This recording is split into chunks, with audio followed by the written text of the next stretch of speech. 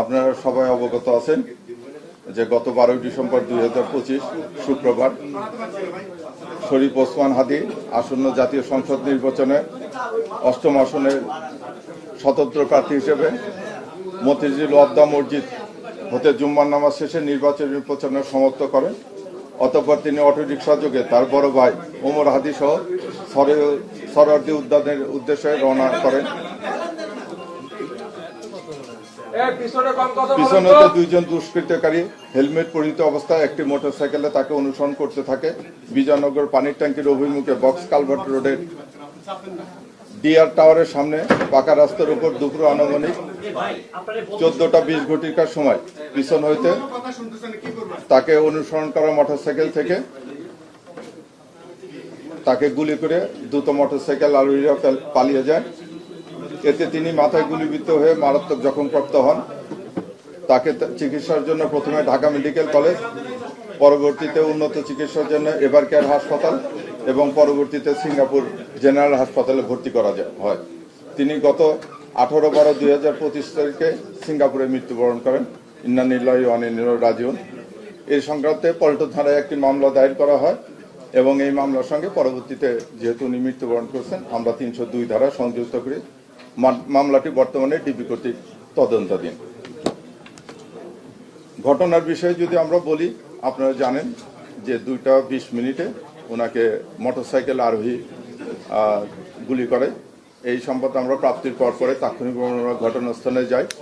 আমরা ঘটনাস্থলে যে ভিডিও ফুটেজ কালেক্ট করি, ঘটনাস্থলে উপস্থিত যে সমস্ত ব্যক্তিবর্গ ছিল, প্রত্যক্ষদর্শী ছিল, তাদের কাছ থেকে ঘটনার তথ্য এবং ব্যক্তিবর্গের বর্ণনা সহ অন্যান্য ফুটেজ সংগ্রহ করে আমরা চেষ্টা করি আসামিকে শনাক্ত করার জন্য। আসামিকে আমরা প্রায় রাত 9টার দিকে আমরা নিশ্চিত হতে পারি যে 9টার দিকে এই যে বিভিন্ন সিসি ফুটেজ ক্যামেরা, তারপরে অন্যান্য স্টিল কিছু ছবি পাই আমরা। তাকে যে আসামি শুটার যে উনি হচ্ছে ফয়সাল করিম মাসুদ, ওর এলাইস রাহুল আর কি। তো ওনাকে শনাক্ত করার পরে তারপরে আমরা বিভিন্ন তথ্য প্রযুক্তির মাধ্যমে আসামিকে গ্রেপ্তারের চেষ্টা করি। সেই চেষ্টায় বাংলাদেশের বিভিন্ন স্থানে আপনি মোহাম্মদপুরে, নরসিংদীতে, সাভারে সহ দেশের বিভিন্ন অঞ্চলে আমরা ধারাবাহিক অপারেশন পরিচালনা করি। এই অপারেশন পরিচালনার কারণে আমরা মোটামুটি 10 জনকে গ্রেপ্তার করতে পারি। আমরা ছিলাম, র্যাব ছিল, বিজিপি ছিল, তারপরে ডিএমপি পুলিশ ছিল, জেলা পুলিশ ছিল, সকলে।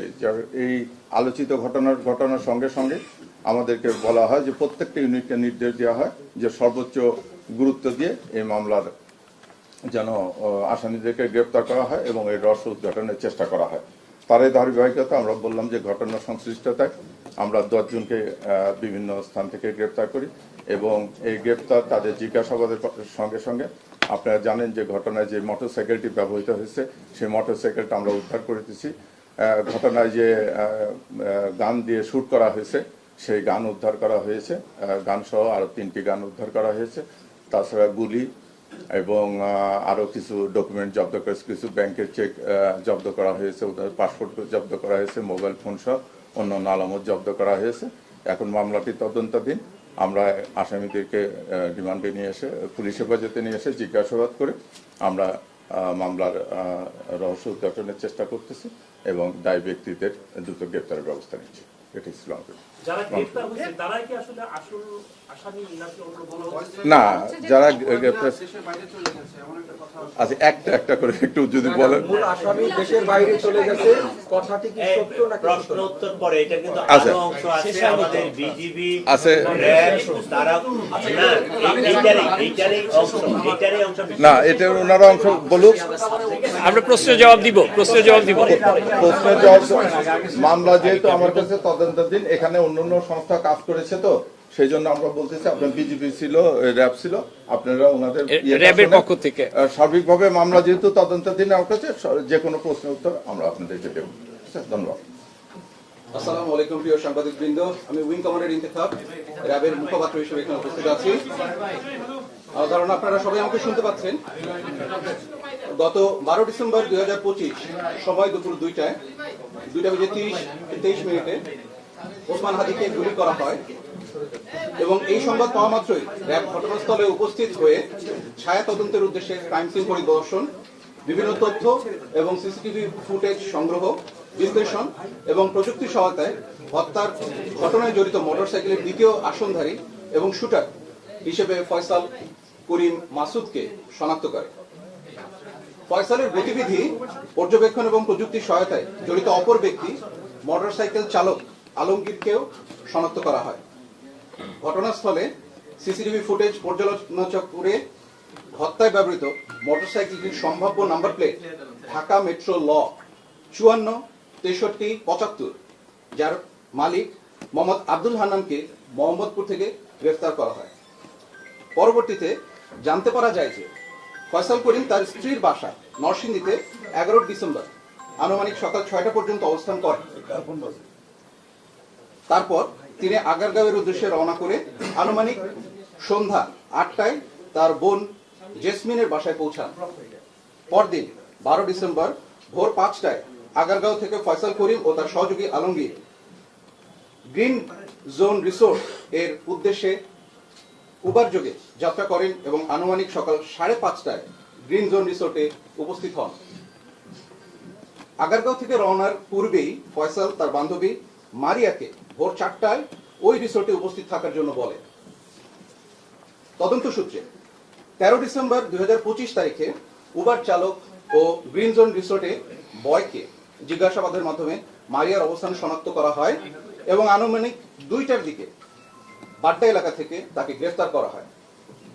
গ্রেফতারকৃত মারিয়াকে জিজ্ঞাসাবাদে জানা যায়, ঘটনার দিন সকালে সেখানে সহযোগী আলমগীরের সাথে ফয়সাল করিম প্রথমে মাদক সেবন করেন এবং বিভিন্ন বিষয়ে আলোচনার মাধ্যমে তার পরিকল্পনার কথা উল্লেখ করেন, যার অনেক কিছুই মারিয়া শুনে ফেলে। এক পর্যায়ে মারিয়া বুঝতে পারেন যে ওসমান হাদির বিষয়ে তারা উত্তেজিত স্বরে আলোচনা করছেন।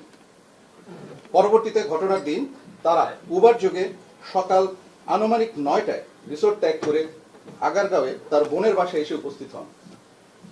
উক্ত বিষয়টি গ্রিন জোন রিসোর্টের সিসিটিভি ফুটেজ পর্যবেক্ষণের মাধ্যমে আমরা নিশ্চিত হই।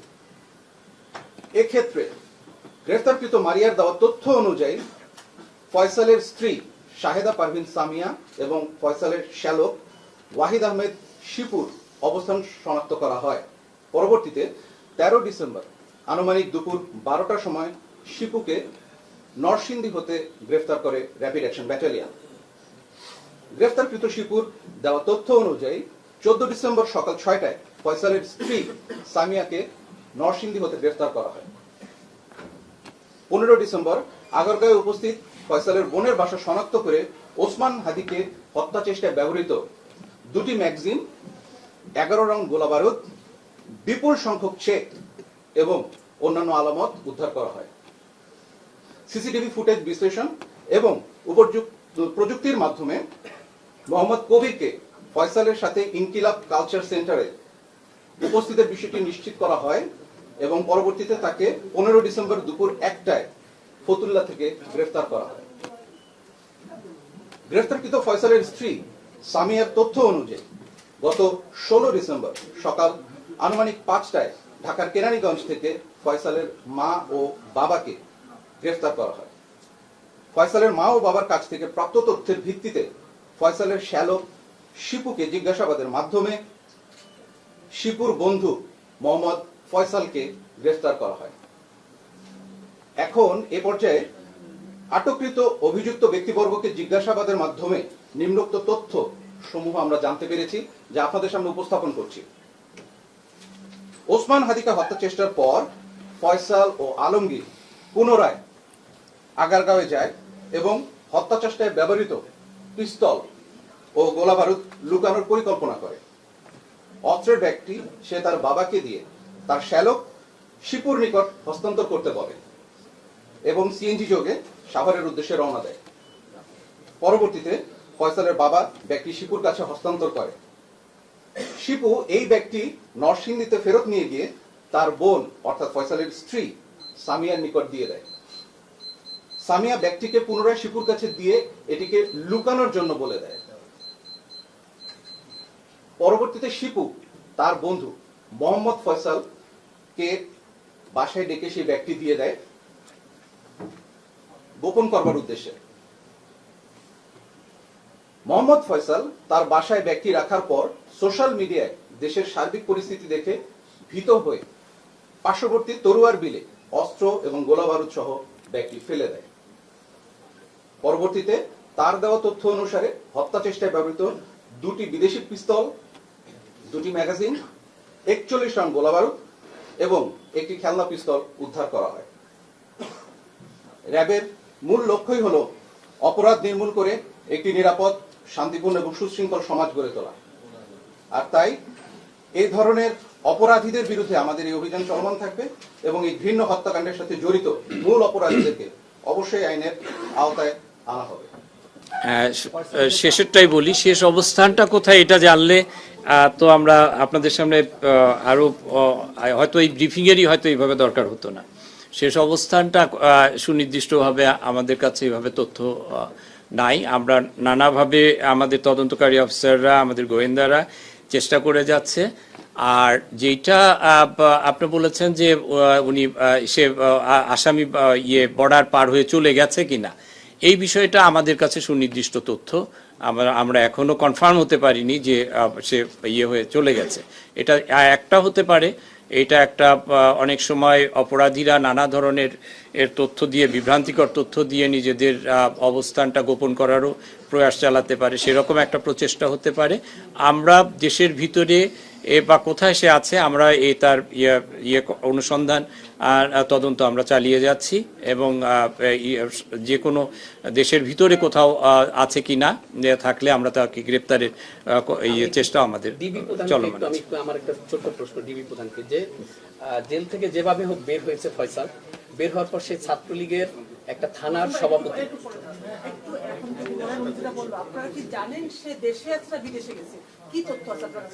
না স্যার যেটা বললেন এটি আমি রিপিট করতেছি, এরকম কোনো সুনির্দিষ্ট তথ্য নাই। আপনারা যেরকম মিডিয়া এবং বিভিন্ন সোর্স থেকে জানতেছেন, এরকম আমাদের কাছে অনেক রকম তথ্য আসছে। তদন্তের সাথে আমরা সবগুলো তথ্যই যাচাই বাছাই করতেছি। এটা স্যারের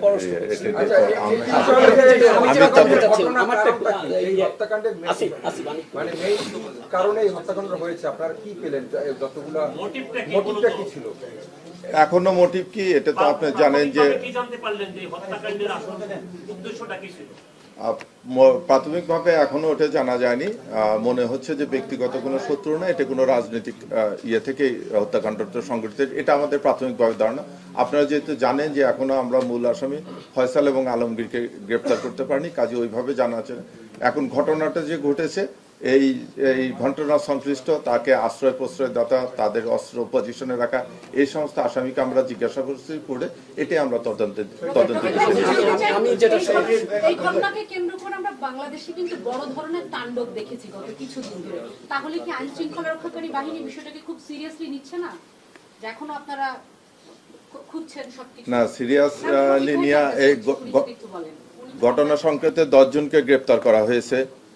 যে ব্যবহৃত মোটরসাইকেল উদ্ধার করা হয়েছে, তারপরে গুলি যে আর্মস ব্যবহার হয়েছে সেই আর্মস ব্যবহার করে চলেছে এবং আমরা প্রতিনিয়ত যেখানে সম্ভাব্য, যেখানে জানতে পারতেছি যে আসামিদের অবস্থান সেখানে আমরা অভিযান পরিচালনা করতেছি। এটা এতগুলো এজেন্সি আপনারা দেখছেন যে আজকে আমরা এতগুলো এজেন্সি বসেছি এবং ঘটনার শুরুর থেকে কিন্তু আমরা সর্বাত্মকভাবে সবাই মাঠে ছিলাম। কাজে আপনি যেটা বলতেছেন যে এটা সরকার গুরুত্ব দেয়নি, এই কথাটা মনে হয় আপনার কাছে আমার যে প্রশ্নটা ছিল, যে প্রশ্নটা আমি থেমে গেলাম, বিল্লাল আমার প্রশ্নটা শেষ হোক। ছবিটা আপলোড করেছিল, সেই বলা হয়েছিল সে ভারত থেকে ছবিটা আপলোড করেছে। এই ছবিটাকে আপনারা ফরেনসিক করেছেন কিনা? আমরা এটাও মাথায় নিচ্ছি, নিয়ে এটা আমরা না এখন এটা তো বলা যায় এটা তদন্তাধীন বিষয়। এরকম আপনি যেটা বললেন যে ভারত থেকে ছুটে, আবার ফেসবুকে এটাও দেখলাম যে সে ঢাকা শহরের এক জায়গায় আছে, বিভিন্ন তথ্য আসতেছে। তার তদন্তের স্বার্থে যেহেতু এটা আমরা সর্বাধিক গুরুত্ব দিয়ে বসতেছি, আমরা সবগুলো খুঁজতেছি, সবগুলো যে সম্ভাবনা আছে সবগুলো সম্ভাবনায় আমরা দেখতেছি। আপনার কাছে আমার যেটা প্রশ্ন ছিল সেটা হচ্ছে যে জেল থেকে বের হওয়ার পর ছাত্রলীগের সভাপতি এবং আরেকজন হচ্ছে আহ্বায়ক হচ্ছে কবির, যাকে আপনারা অ্যারেস্ট করেছেন, সে হচ্ছে স্বেচ্ছাসেবক লীগের সভাপতি থানা। এরা জেল থেকে বের হওয়ার পর এরা কিভাবে এই ঢাকার মধ্যে এই অকারেন্সটা করলো এবং তারা কিভাবে ফ্রিলি চলাফেরা করতো? আমি শহীদ ভাই, আমি এর সাথে একটু ইনক্লুড করতে চাই। সেটা হচ্ছে যে আমাদের যোদ্ধা মারা গেছেন, আমাদের জানাবাসী গরু, আমি দোয়া করি সবাই ভালো থাকবেন। আমরা ভিডিও ফুটেজে দেখেছি যে হাদির পাশে উনি সংসার বসেছিল। আপনারা কি এটা ফাইন্ড আউট করেছেন যে হাদির পাশে সেই খুনিটা কিভাবে কার মাধ্যমে আসছে, কার মাধ্যমে যোগাযোগ করে তার পাশে বসার সুযোগটা পেয়েছে, মাস্টার এই জিনিসটা আপনারা পেয়েছেন কি? এটা তো একটা বড় তদন্তাধীন বিষয় যে উনি ওখানে কিভাবে আসলো, এরকম একজন ক্যান্ডিডেট, উনি একজন এত পপুলার একজন ব্যক্তিত্ব বা নেতা, তার এখানে কিভাবে আসলো, এটা আমরা তদন্ত করতেছি, তদন্ত করতেছি। এই মামলাটা মোটামুটি আপনারা কন্ট্রোলে আসতে পারবেন বলে মনে করতেছেন? এতে কোনো টাইম ফ্রেম দেওয়া যাবে না, এটা কোনো টাইম ফ্রেম দেওয়া যাবে না, আমরা সর্বোচ্চ গুরুত্ব দিয়ে করতেছি। জানতে চাই সেটা হচ্ছে যে 10 দিন হয়ে গেছে হাদির যিনি মূল খুনি বলা হচ্ছে এখন, তার অবস্থানে আপনারা এখন পর্যন্ত শনাক্ত করতে পারেননি। এক্ষেত্রে আইন শৃঙ্খলা বাহিনী ব্যর্থতা আছে কিনা আপনার কাছে কি মনে হয়?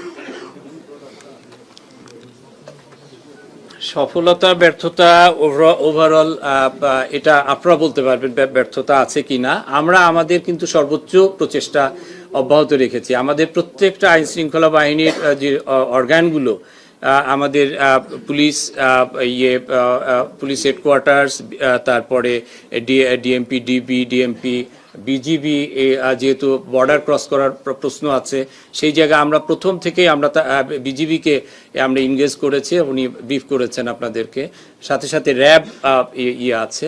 এইটা এখন যে কোনো একটা ঘটনা ঘটে এবং এইটা অনেক সময় দ্রুততার সাথে সাথে গ্রেপ্তার করতে আমরা সক্ষম হই, অনেক সময় ইট টেক্স টাইম। তো এই আপনাদেরকে আমি অনুরোধ করব যে এই ক্ষেত্রে আমাদের প্রচেষ্টার কোনো ঘাটতি আছে কিনা, এটা আপনারা যদি মূল্যায়ন করেন আমাদের উপর সুবিচার করা হবে। আমরা আমাদের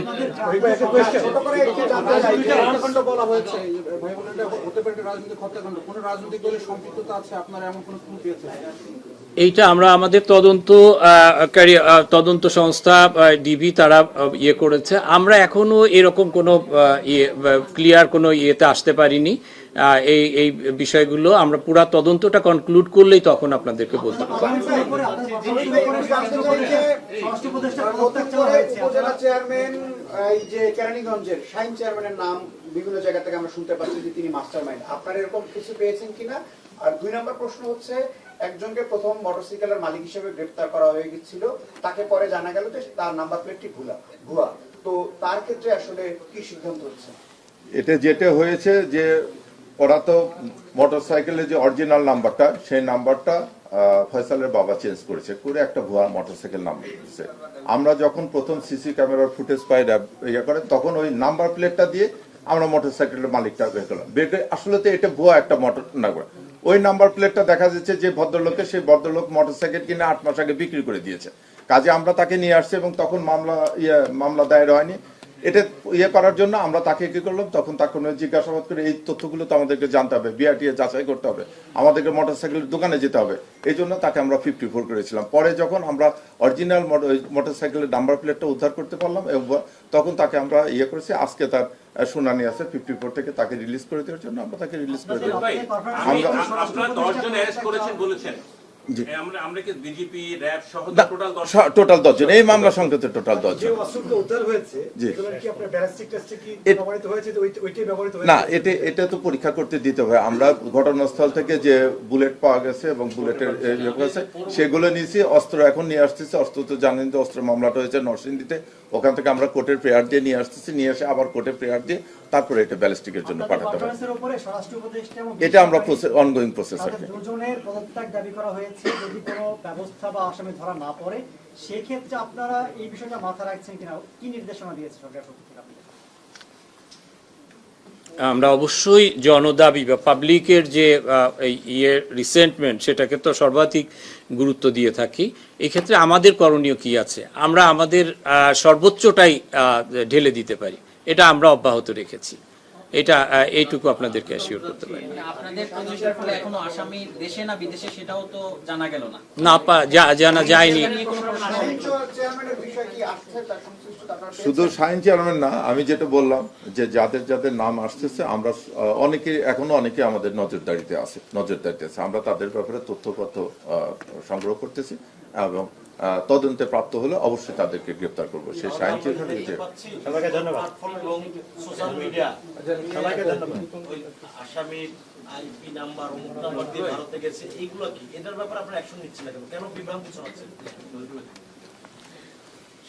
সোশ্যাল মিডিয়ার এই বিষয়গুলো এগুলো আমরা ইয়েতে আমাদের সাইবার এক্সপার্ট যারা তারা এটা ভেরিফাই করছে, যারা এরকম গুজব ছড়াচ্ছে আমরা তাদের বিরুদ্ধে অবশ্যই ব্যবস্থা নিব।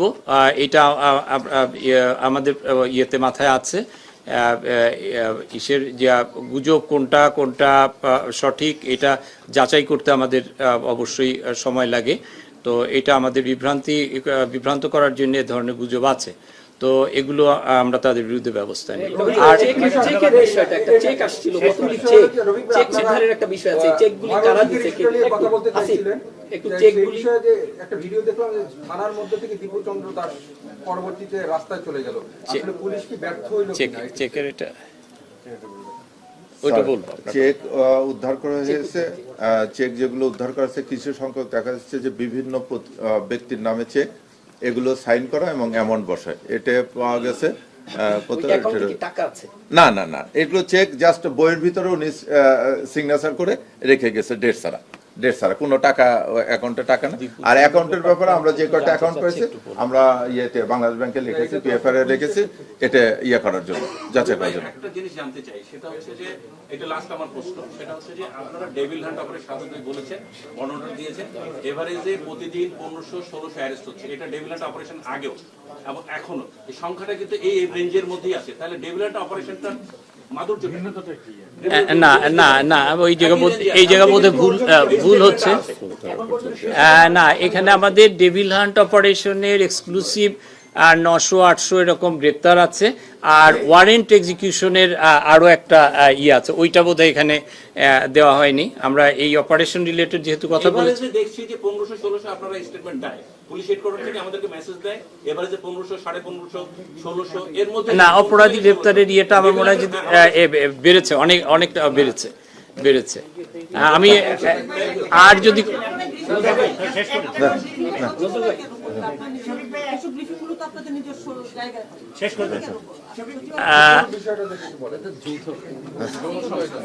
আমরা যৌথভাবে এখানে ব্রিফটা করতে চাইলাম, এখানে আমরা সবাই ছিলাম, এখানে টাইমটা বিভিন্ন জায়গায় তো করি আমরা।